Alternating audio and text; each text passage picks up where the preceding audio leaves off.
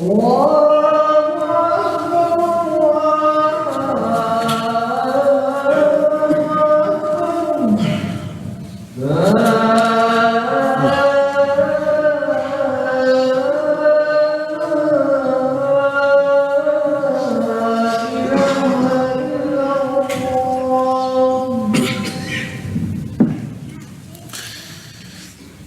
الحمد لله نحمده تعالى ونستعينه ونستهديه ونعوذ بالله من شرور أنفسنا ومن سيئات أعمالنا. من يهده الله فلا مضل له ومن يضلل فلن تجد له وليا مرشدا. الحمد لله حمدا كثيرا طيبا مباركا فيه، حمدا يوافي نعمه ويرد نقمه ويكافئ مزيده. وأشهد أن لا إله إلا الله وحده لا شريك له شهادة ألقى بها ربي وأفني بها عمري وأخلو بها وحدي ويغفر بها ذنبي وأختم بها عملي وأدخل بها قبري. وأشهد أن سيدنا ونبينا وحبيبنا وعظيمنا وشفيعنا وأستاذنا وقائدنا وقدوتنا ومرشدنا ومربينا ومعلمنا وقائد الغر المحجلين الميامين إلى جنان النعيم سيدي أسرى بك الله ليلا إذ ملائكه والرسل الكرام في المسجد الأقصى على قدمي. لما خطرت به التفوا بسيدهم كالشهب بالبدر أو كالجند بالعلم. صلى عليك الله يا علم الهدى ما هبت النسائم وما ناحت على الأيك الحمائم. عباد الله، أوصيكم ونفسي بتقوى الله العظيم وطاعته، وأحذركم ونفسي من عصيانه ومخالفة أمره ونهيه. ثم أما بعد، أيها الجمع الطيب الأصيل، أيها المسلمون الموحدون الأفاضل حماة الدين، يقول جل من قائل في كتابه العزيز الكريم بعد أعوذ بالله من الشيطان الرجيم بسم الله الرحمن الرحيم: سبحان الذي أسرى بعبده ليلا من المسجد الحرام إلى المسجد الأقصى الذي باركنا حوله لنريه من آياتنا إنه هو السميع البصير. أيها الإخوة معاشر السادة، بعد يومين على وجه التحديد تقريبا تمر ذكرى، ويوم أغر من أيام الحبيب رسول الله صلى الله عليه وسلم، يوم كان فيه حدث غير مجرى الأحداث كلها في سيرة الحبيب النبي صلوات ربي وسلامه عليه، وهي ذكرى الإسراء والمعراج. الإسراء والمعراج أيها الإخوة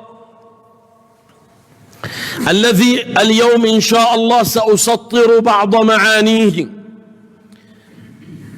في خطبة اليوم من خلال إضاءات وومضات ومحطات حول الذكرى، لأنه كما اتفقنا يا أحباب إنه إحنا ما بصدد أن نسرد الحدث سردا بقدر ما نحن بصدد أن نعرف ما وراء الحدث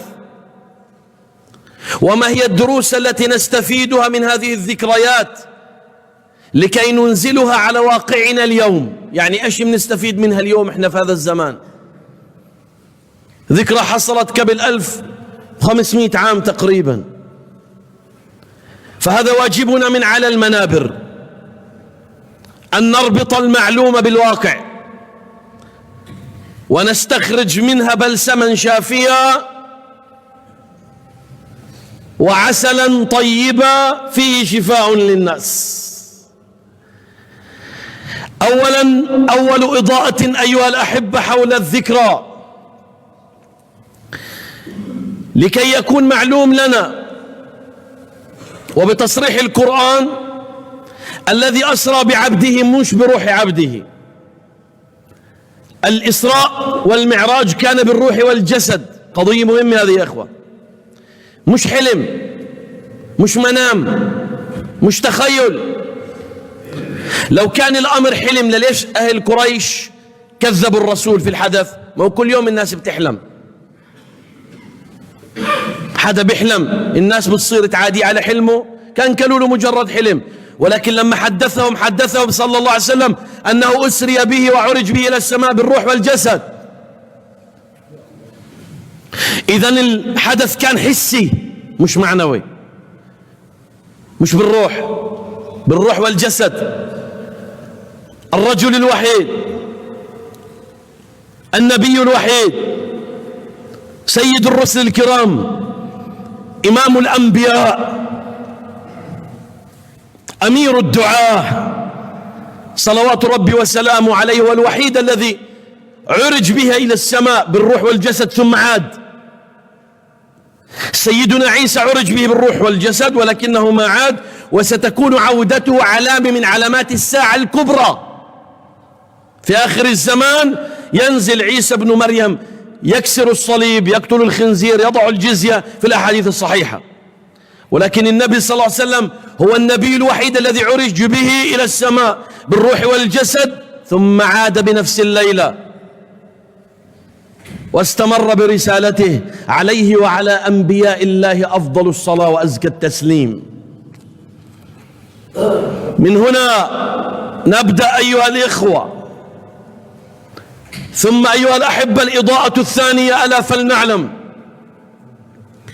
أن ليلة الإسراء والمعراج كانت كلها مهرجان تكريم لرسول الله، كلها كانت فقرات تكريمية كلها من أولها لآخرها، كلها فقرات تكريمية للنبي. يا الله يا الله يا إخواننا يا أحبابنا، كيف بدناش نفخر إنه رسول الله صلى الله عليه وسلم نبينا؟ أنت عارف شو يعني إنه كل أهل السماوات والأرض أعلنوا حالة الطوارئ، أهل السماوات أعلنت حالة الطوارئ، الكل بتجهز، الكل بتأهب، الجنة زينت، الأنبياء بيستنوا، الملائكة بيستنوا، كلهم ينتظرون بحدث عظيم الذي يقوم محوره على شخص واحد. ما كان مع رسول الله أحد من البشر لوحده، كان معه جبريل عليه السلام سيد الملائكة الرفيق، ولكن التكريم كله للنبي. تبدأ الفقرات التكريم من زيارته للمسجد الأقصى، ثم عروجه للسماء، لقاؤه بالأنبياء، ثم لقاؤه بالله عز وجل، ثم دخوله الجنة، ثم رؤيته سدرة المنتهى. شوف التكريم، شوف التكريم، كله تكريم بتكريم. هذا بدلك على ايه؟ على عظمة رسول الله عند الله. مشان هيك لما تقول قال رسول الله تحني هامتك احتراما. مشان هيك لما من الأمة، لما نروح نقسم ورثة، لما من كل الناس، من كل الأب في لبنتك يحكوك يا آدم يا محترم، لأنه النبي اللي بيقول ما يقول إنه أنا يعني برأي، ما في رأي. هذا الذي الله أمر السماوات كلها تتزين للقائه، بعد في رأي أمام رأيه. وبالذات إذا الحديث صحيح نقول قال رسول الله، طمن عينينا، نحط ايدينا عروسنا، تاج الراس، انتهى الموضوع. أي حكم لرسول الله نقبل فيه، أي حكم، حكم بالورثة، حكم بالدم، حكم بالقتل، حكم حسن الجوار، حكم بين علاقة الزوج وزوجها، حكم بين الأب وابنه، حكم بين الأزواج، حكم بين الأصحاب، حكم بالتجارة، حكم بالبيع، حكم بالشراء، حكم بكل شيء. سمع والطاعة على رسول الله. يا حبيبي يا رسول الله، إذا الله سبحانه وتعالى كرمك كل هذا الكرم، أنا بدي آجي أتمرد على مين؟ على مين ده أتمرد؟ فكل شيء بتقول لي إياه يا رسول الله بدي أقبل فيه. لما بتقول لي دير بالك على زوجتك، دير بالك على أولادك، دير بالك على أهلك، دير بالك على جيرانك. لما بتقول لي من حرم وارثا من إرثه حرم الله ورثه من الجنة. أخوانا هذه الإضاءة الثانية. فمهم جدا أن نعلم أن رحلة الإسراء والمعراج كلها فقرات تكريمية لحبيبكم النبي. فعشان هيك لازم الحب اللي حظوا فيه إحنا كذلك نساهم بهاي الفقرات التكريمية. كيف منكرم رسول الله؟ كيف إحنا منحطه بقلبنا وبروسنا وبأرواحنا ومن كله يا رسول الله إحنا منعلن بيعتنا إلك. ما كنا مشاركين ليلة الإسراء والمعراج يا رسول الله عشان نعبر لك عن حبنا، ما كنا معك أصلا ما عشنا مع الرسول. وهي أعظم مصيبة مرت علينا، إنه إحنا ما عشنا مع الرسول صلى الله عليه وسلم. ولكن بدي أبشركم يا إخواننا، بدي أبشركم إنه الرسول بحبكم، والدليل موجود. اشتقت لأحبابي قالوا ألسنا أحبابك يا رسول الله؟ قال أنتم أصحابي، أما أحبابي يأتون من بعد يؤمنون بي ولم يروني. تعرف يعني تكون حبيب النبي؟ عارف يعني انك انت تكون حبيب رسول الله صلى الله عليه وسلم؟ حبيب هي اعلى مرتبة في العلاقات ممكن يوصلها الانسان، ان تكون حبيب. اخوتنا الكرام، اما الاضاءة الثالثة في الذكرى، هناك عبارة تسرد وتردد وتعلم لكل الاجيال. هي العبارة بتقول من رحم المحن تولد المنح. احفظها يا اخوانا، من رحم المحن تولد المنح. اخوانا اذا بتلاحظوا لما بنستقرأ سيرة الرسول قبل الإسراء والمعراج، كيف كان النبي صلى الله عليه وسلم وضعه، حال الدعوة معه كيف كان؟ هل كان عايش بقصور؟ هل كان النبي صلى الله عليه وسلم أغلب وقته نايم؟ هل النبي كان يأسان؟ هل النبي صلى الله عليه وسلم ترك مبدأه وترك الدين؟ لقد واجه رسول الله ابتلاءات قبل الإسراء والمعراج، والله لو وضعت على الجبال لجعلتها دكا، والله لو وضعت على الجبال لفتتتها. ابتلاءات حاصروه أهل مكة، قرايبه حاربوا، قرايبه، عمه واخو ابوه، عمه من طريق لطريق يلحق يقول هذا ابن اخوي، هذا مجنون تردوش عليه. تخيل حوصر في شعب بني طالب، كل هذا قبل الإسراء والمعراج. هاي المحن. ماتت زوجته خديجة رضي الله تعالى عنها، ليست كانت كأي زوجة. الكل يعني كثير نساء بموتين، زوجات بموتين، ولكن خديجة ليست كأي زوجة. اقرأ عن سيرة خديجة رضي الله تعالى عنها. خديجة كانت حبيبة رسول الله، وكانت أمينة على سره، وكانت الناصحة له، أول من صدقه من البشر. هذا بيعطيك لما يكونوا أهل المبادئ أهلهم معهم واقفين. وشو اللي بيهد الرجال؟ مشاكلهم العائلية الأسرية. شوف النبي صلى الله عليه وسلم لما أخذ الدعم، ستنا خديجة أول من آمن به، وبعدها مش عارف شو القصة. لما رجع من غار حراء صلى الله عليه وسلم كان خائف، زملوني بدون ما تعرف بالبداية جاي بدون ما إنها تفوت لعمق الأمر حدثها بالمجمل. قالت له والله لن يخزيك الله أبدا. يا سلام، يا سلام على المرأة الصالحة لما تكون مثل هذا الصلاح، سر قوة. أيها الأحباب، ماتت خديجة قبل الإسراء والمعراج، ماتت خديجة رضي الله عنها في العام 10 من البعثة. يعني احنا بنقول الرسول صلى الله عليه وسلم وتركت له بنات، وكان له بنات منها صلى الله عليه وسلم، يحمل هم بناته وهم الدعوة. شوف هالحمل اللي حمله الرسول. لأن فكروا النبي يا اخوانا انه ضربه فرش بالورد، فكروا انه النبي صلى الله عليه وسلم يعني الله بعثه رحمة للعالمين، بعثه نبي. لم يبتلى احد اكثر من رسول الله، لم يبتلى. ومات مين كمان؟ مين مات كمان في العام 10 بعد مدة قصيرة موت زوجته رضي الله عنها؟ عمه، أنو عمه أبو طالب. اقرأ عن أبو طالب، رغم أنه مات على الكفر إلا أنه كان نصيره بين الناس، كان يدافع عنه حامي ظهره. ولما أجوا قالوا له خذ ولد بدل محمد وربي، إذا أنت جاء بالك أنك حفيد يعني أو ابن، أو خذ بدله واعطينا محمد. قال له ما أعطيكم ابني عشان تذبحوه، تعطوني ابنكم عشان ربيه. طلع أبو طالب، قولوا يا باسط اطلعوا، طاردهم ومات عمه، ماتت زوجته. مش بس هيك، وحوصر وذهب إلى الطائف. وبعد الطائف بوقت قصير جاءت الإسراء والمعراج، يريد النصرة، يريد لهذا الدين ومقتنع. وهنا مهم لأهل المبادئ إخواننا، أهل المبادئ ببينوا بالامتحانات، أهل المبادئ ببينوا بالامتحانات. وهي الأمة ممتحنة لحد ما يرث الله الأرض ومن عليها.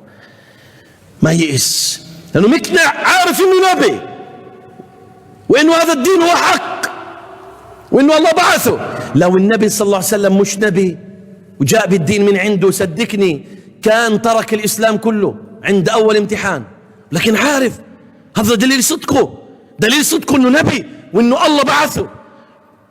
إخواننا في الطائف أغروا به صبيانهم ورجموه وآذوه أذى شديدا. فوق كل هذا نزل ملك الجبال بقول له يا محمد إن شئت أطبقت عليهم الأخشبين، أفتفت لك إياهم؟ الله أمرني إني هسه أرد عليك، شو بدك هسه أدمرهم؟ الأخشبين جبلين، تخيل.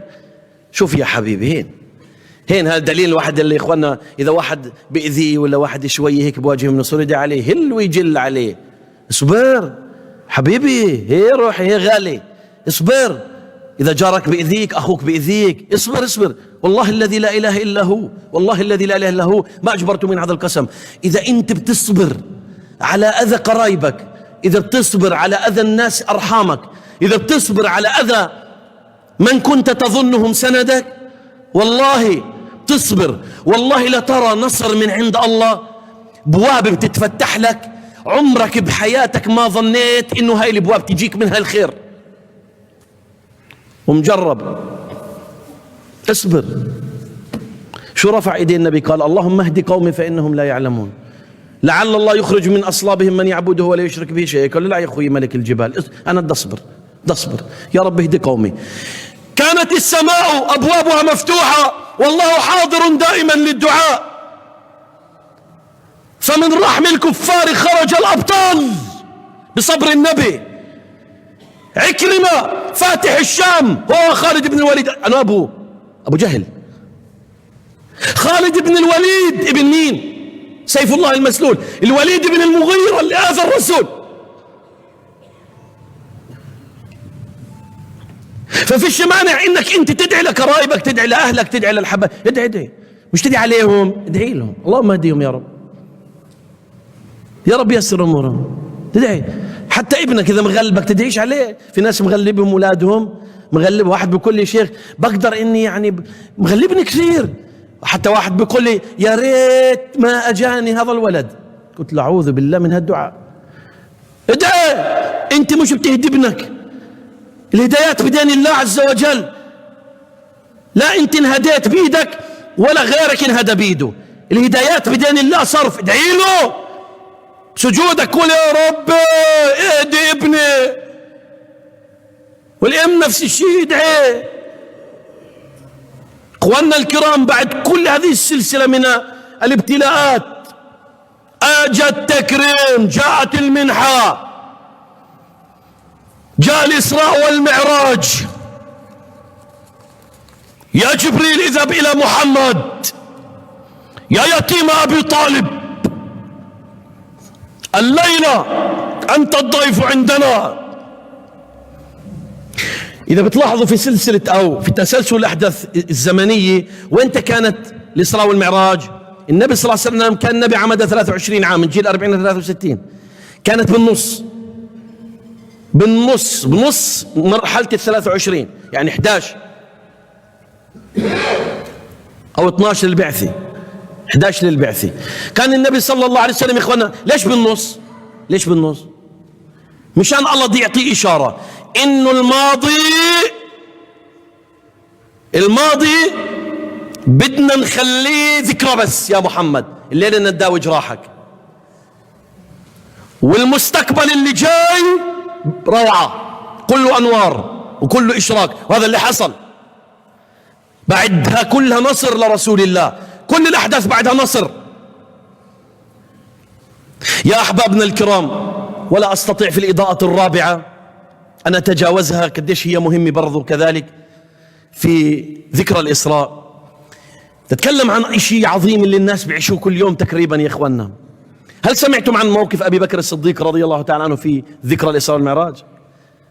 كثير بننسى، وكثير من الدعاء بينسوا يسردوا موقف أبو بكر في هذه الذكرى. أبو بكر صاحب النبي صلى الله عليه وسلم. يا شباب سمعيني، شباب تحديدا، كل الناس ولكن تحديدا الشباب، للي بده ينكي أصحابه، يلي بده ينكي أصحابه، يلي بده يعرف كيف ينكي أصحابه. صاحبك مراتك، صاحبك لازم يبكى مثلك، صاحبك لازم يشتت حاله مشان يلمك، يفرك حاله مشان يجمعك. صاحبك لازم يبكى ظهرك وقت الشدة، صاحبك يوم ما تعطي صدرك للامتحان هو يبكى قبلك ملكي عنك. صاحبك هو اللي بيسأل عنك، مش لأنك محتاج، لأنه صاحبك. ولا تقتنعوا بغير هيك مفهوم للصحبة. راحت قريش لأبو بكر قالوا له يا أبا بكر أتعرف ماذا يحدث صاحبك؟ طلع صاحبك، يعني يا لك يا أبو بكر، حظيت باللقب في القرآن إذ يقول لصاحبه، يا سلام، بإقرار القرآن إذ يقول لصاحبه. تعرف يعني صاحب النبي؟ أنت عارف هذا اللقب؟ يعني يا لك يا أبو بكر، يعني يا لك، هنيئا لك، والله إني غابطك، يا لك. قالوا له يقول أنه عرج به إلى السماء الليلة وعاد نفس الليلة. سألهم سؤال واحد، يا الله، هاي الصحبة تحمي ظهر صاحبك، تحمي ظهر صاحبك، ما تخليش حدا يستغيبه ولا يحكي عنه بظهره. قال له يا صاحبي والله ماني داري فلان شو بده منك، قعد ساعة وهو يطبش عليه.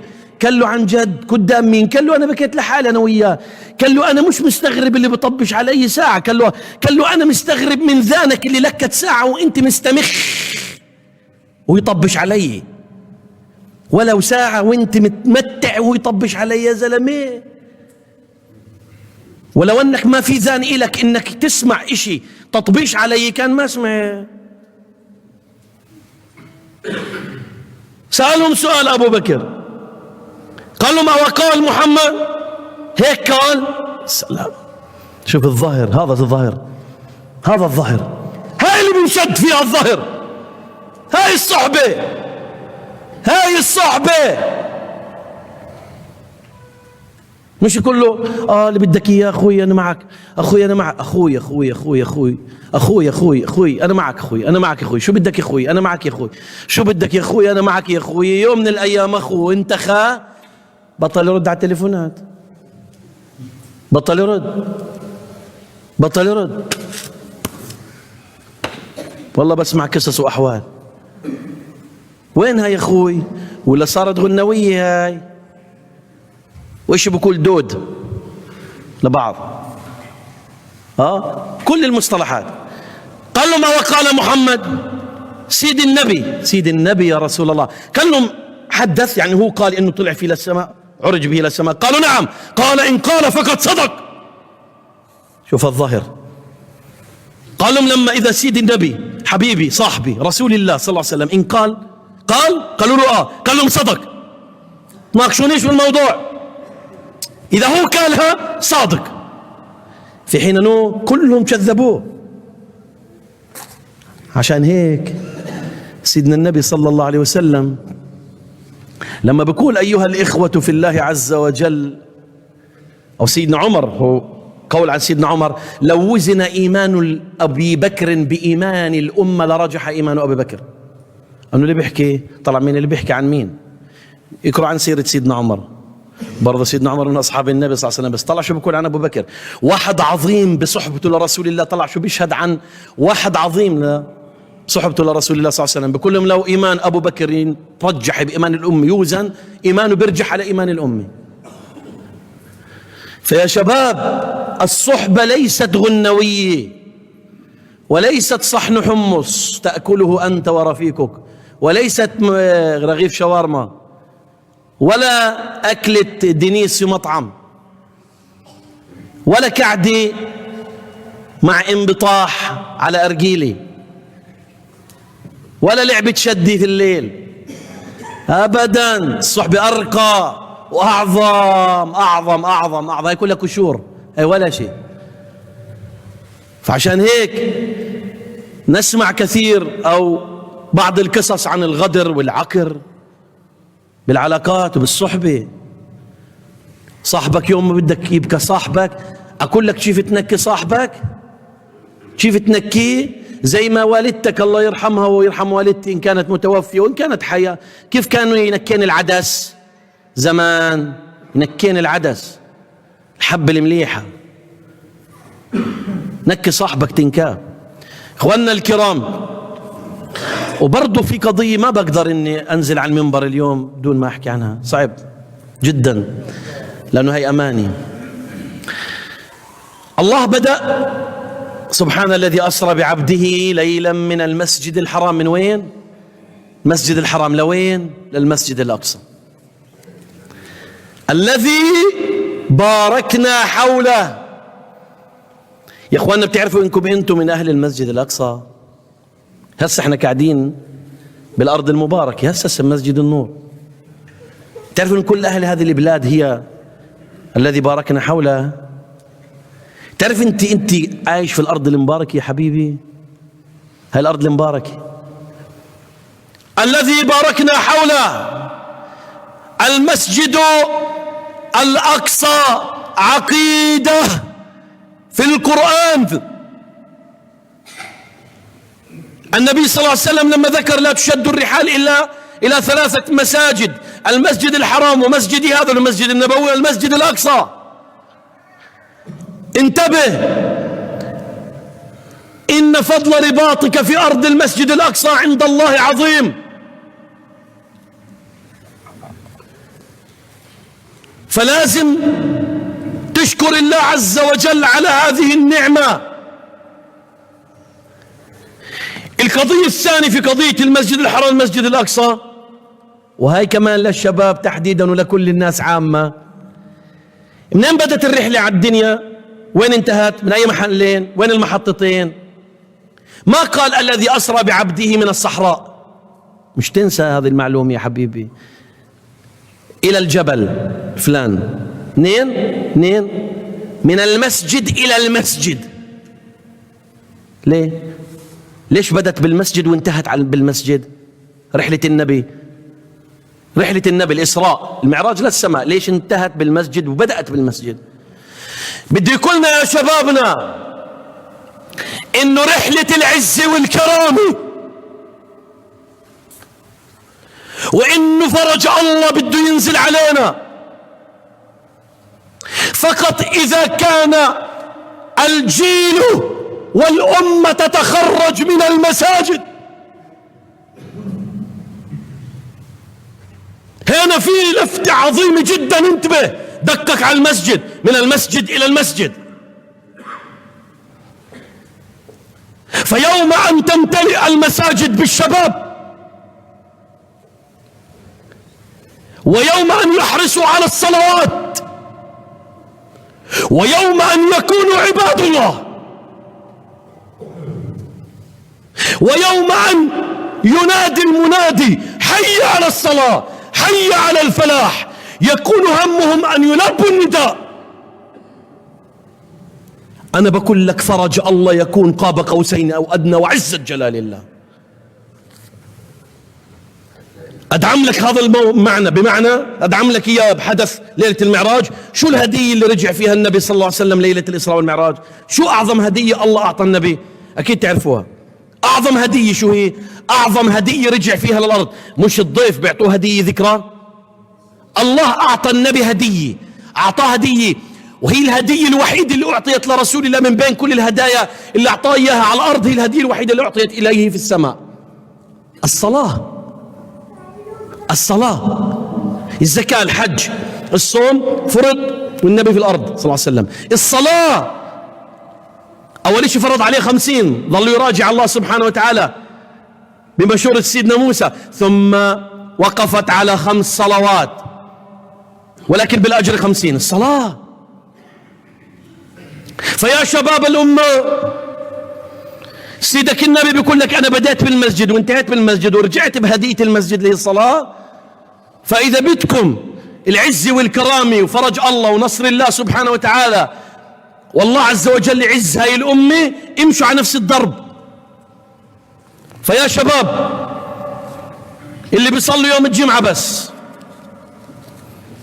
يلا بدنا إياك تشمر عن ايديك وتتوضأ، والصلوات ال5 سهل إن شاء الله. يلي بيستنى رمضان الله يجيبه يا رب إن شاء الله ونشهده يا رب. أخرى شهر بيستنى عبين ما إنه يجي رمضان مشان يصلي التراويح ويكون رمضاني. لا اوعى، دير بالك الموت بخطف قاعد، ما بتدري تستنى بشو. حد يعني بيعرف إنه جاي عليه رمضان وهو يضل عايش؟ يا شباب الأمة الحمد لله بدي أبشركم، وأنا بعد بكرر وسأظل أردد، آلاف الشباب بدأت تصلي، آلاف كانوا لا يصلون. الحمد لله، هذه نعمة، في صحوة عالمية، صحوة محلية. أيها الإخوة، والحديث يطول حول الإسراء والمعراج، ولكنها قبسات على الطريق وغيض من فيض بما تقدر من التيسير وتيسر من التقدير. أقول قولي هذا واستغفر الله لي ولكم، فيها فوز المستغفرين. استغفر الله.